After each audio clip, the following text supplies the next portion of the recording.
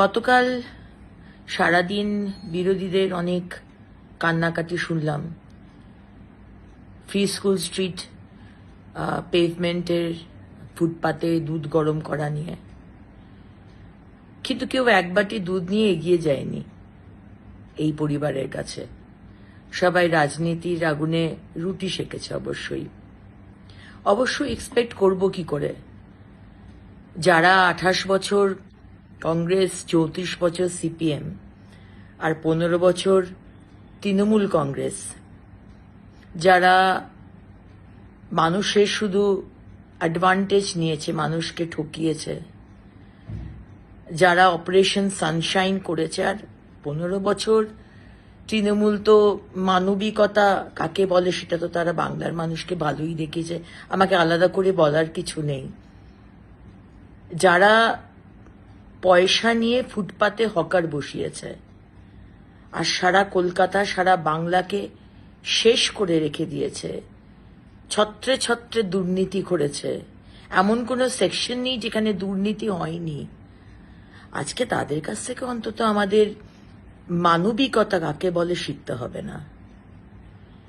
Free school স্ট্রিটের মতো একটা বিজি রাস্তা, সমানে যেখানে গাড়ি যাচ্ছে, দুপুর 2টোর সময় রাস্তার পাশেই, খুব উঁচু ফুটপাত নয়, রাস্তার সাথে অলমোস্ট একই লেভেলের একটা ফুটপাত, হয়তো 10 ইঞ্চি উঁচু, একটা 6 মাসের বাচ্চা হামাগুড়ি দিচ্ছে। তার আশেপাশে খুব একটা অভিভাবক কেউ ছিল না, বাচ্চা একাই হামাগুড়ি দিচ্ছে, দূরে দূরে তার মা ঠাকুমা। আর যদি অ্যাক্সিডেন্ট হয়, কে দায় নেবে? মাননীয় মুখ্যমন্ত্রী, না আপনারা, না সরকার? আজকে ওই ফুটপাতের মধ্যে কেরোসিন স্টোভে 1 গামলা দুধ জাল দেওয়া হচ্ছে। 1 গামলা দুধ ওই 6 মাসে বাচ্চা খাবে?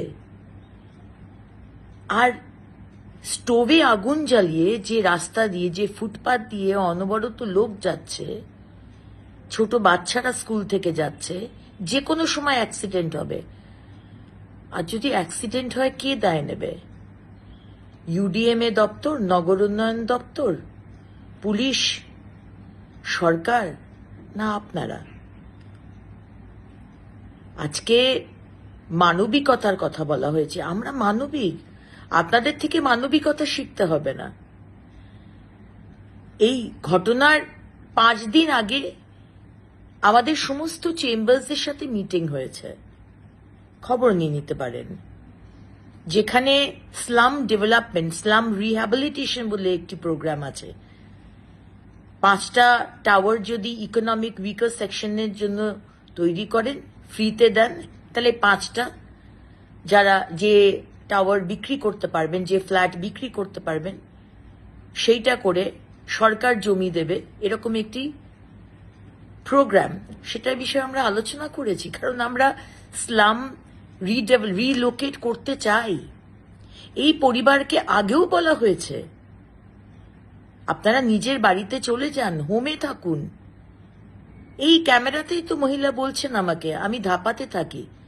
আচ্ছা বলুন, ধাপাতে যদি থাকেন, তাহলে পার্ক স্ট্রিট, ফ্রি স্কুল স্ট্রিটের ফুটপাতে এসে দুধ জাল দিচ্ছেন কেন? বারবার বলার পরেও। এই মহিলার ছেলে সামনের কর্ণানী ম্যানশনে কাজ করত, সেখান থেকে চুরি করার দায় তাকে ছাড়িয়ে দেওয়া হয়। এগুলো নয় ছেড়েই দিলাম, কিন্তু একটা ফুটপাত না বড় লোকের না গরিব মানুষের, ফুটপাত মানুষের জন্য। সুপ্রিম কোর্ট তার রায় দিয়েছেন, ফুটপাতকে মানুষের চলাফেরার জন্য ফ্রি রাখতে হবে। আমরা যে বিশাল ম্যান্ডেট নিয়ে এসেছি, আমি বুঝতে পারি বিরোধীদের খুবই অসুবিধা হচ্ছে, সহ্য করতে পারছে না, কিন্তু আমরা প্রতিশ্রুতিবদ্ধ। আমাদের যা যা বলা হয়েছে, আমরা সেই প্রতিশ্রুতি রাখতে প্রতিশ্রুতিবদ্ধ। এবং মানুষ ম্যান্ডেট দিয়েছে, মানুষ একটি পরিচ্ছন্ন শহর চায়। ইল্লিগাল পার্কিং যদি হাঁটাই, সেখানে আপনাদের প্রবলেম হচ্ছে, কেন ইল্লিগাল পার্কিং হাঁটানো হচ্ছে? আর যদি ফুটপাতে বলা হয় যে 1/3 ফুটপাতের হকার থাকুক, 3/2 পেডেস্ট্রিয়ানের জন্য, পথচারীদের জন্য ছেড়ে দিন, সেখানেও আপনাদের অসুবিধে। আর যদি বলা হচ্ছে এই কেরোসিনের স্টোভ জ্বালাবেন না, সেখানেও আপনাদের অসুবিধে। কর্মসংস্থানের কথা হচ্ছে, বিনিয়োগের কথা হচ্ছে, প্রথমে তো দর্শনধারী, পরে গুণ বিচারী। আর যদি বাইরের ইনভেস্টর, বিদেশ তো ছেড়েই দিলাম, দেশেরই অন্য রাজ্যের ইনভেস্টর এসে দেখে যে অবস্থায় আমাদের ফুটপাথ, রাস্তা, ফ্লাইওভার নেই, যানজট, আসবে ইনভেস্টর? তাই মাননীয় মুখ্যমন্ত্রী বলেছেন 10ই অক্টোবরের মধ্যে সমস্ত রাস্তা আমরা ঠিক করে দেব। আজ ড্রেন পরিষ্কার করা হচ্ছে, আজকে কথায় কথায় ওয়াটার লগিং। আপনারা কি করেছেন?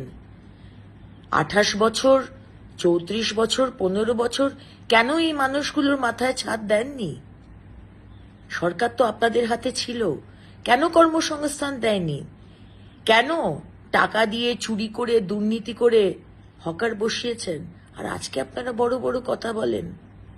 তাই এটাই বলার যে মানুষের বিশাল ম্যান্ডেট নিয়ে আমরা এসেছি, আমরা মানুষের জন্য কাজ করব, সে আপনাদের যতই বিরোধীদের খারাপ লাগুক।